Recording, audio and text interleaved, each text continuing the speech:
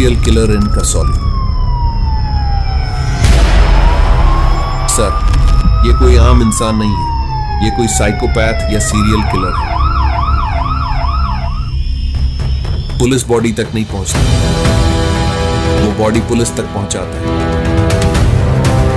कैसे रोकेंगे इस आदमी?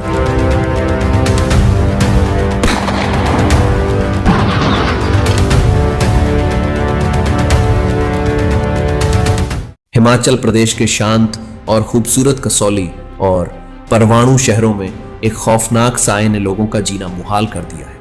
एक के बाद एक स्कूली लड़कियों की निर्मम हत्याएं हो रही हैं। हर हत्या एक पैटर्न को दर्शाती है।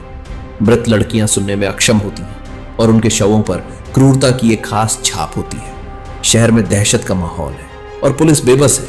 तभी कहानी में आता है एक ऐसा शख्स जो इस रहस्य को सुलझाने की जिद ठान लेता है। कसौली के एक छोटे से पुलिस स्टेशन में सुबह की शांति को एक भयावह खबर दौड़ती है। 15 साल की समीक्षा, एक सुनने में अक्षम स्कूली छात्रा का खून से लथपथ शव जंगल में मिलता है। उसका चेहरा कटा हुआ है और शरीर पर अजीब निशान है। SHO परमार, एक तेज तर्रार महिला पुलिस अधिकारी, और उनकी टीम जांच शुरू करती है, लेकिन कोई सुराग नहीं मिलता। कुछ ही दिनों बाद एक और किशोरी सुनैना का अपहरण हो जाता है। उसका शव भी उसी तरह मिलता है जैसे किसी ने क्रूरता से मारा हो, साथ में एक विचित्र निशान के साथ। शहर में खौफ फैल जाता है। लोग अपने बच्चों को स्कूल भेजने से डरने लगते हैं। इसी बीच कहानी का नायक अजय कसौली पुलिस में सब इंस्पेक्टर के रूप में शामिल होता है। अजय कोई आम पुलिस वाला नहीं है, वह एक महत्वाकांक्षी फिल्म मेकर है जो सालों से साइकोपैथ और सीरियल किलर्स पर रिसर्च कर रहा है। उसका सपना है एक ऐसी थ्रिलर फिल्म बनाना जो लोगों को हिलाकर रख दे, लेकिन प्रोड्यूसर्स ने उसकी स्क्रिप्ट को बार बार रिजेक्ट किया और परिवार के दबाव में उसे पुलिस की नौकरी करनी पड़ी। अजय अपनी रिसर्च को इस केस में इस्तेमाल करने का फैसला करता है। पहले दिन से ही अजय को लगता है कि ये हत्याएं साधारण नहीं है। वह हत्याओं के पैटर्न को नोटिस करता है। सभी पीड़ित सुनने में अक्षम है और हर शव पर एक खास तरह का निशान है, जैसे किलर अपनी कला का प्रदर्शन कर रहा हो।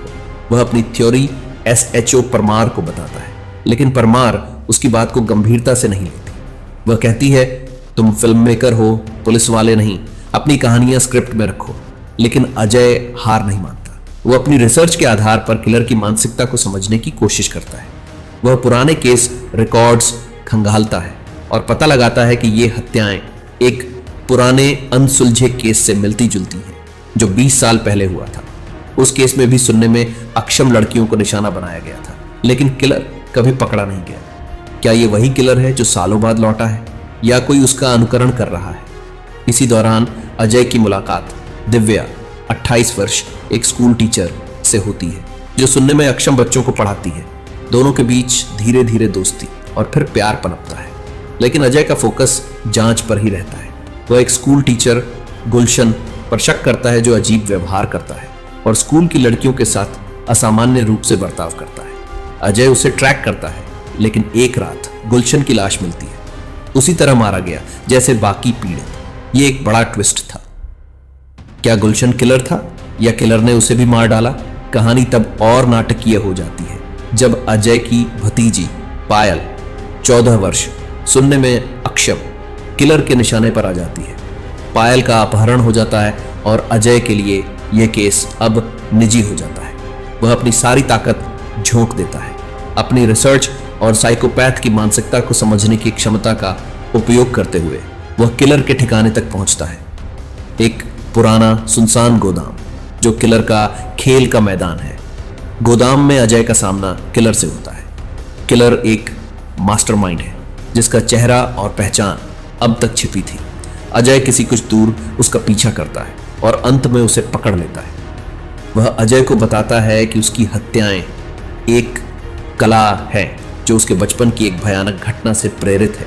वह सुनने में अक्षम लड़कियों को निशाना बनाता है क्योंकि वह उन्हें नियंत्रित कर सकता है, जैसे कठपुतलियां। किलर की मानसिकता और उसकी बातें अजय को झकझोर देती हैं, लेकिन वह हिम्मत नहीं हारता।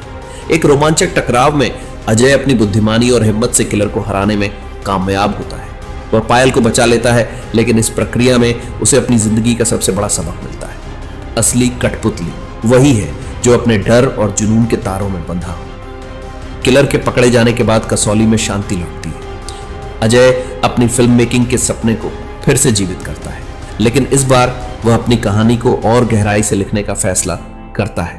वह समझ चुका है कि असली थ्रिलर किताबों या स्क्रिप्ट में नहीं, बल्कि जिंदगी के अनुभवों में छिपा होता है।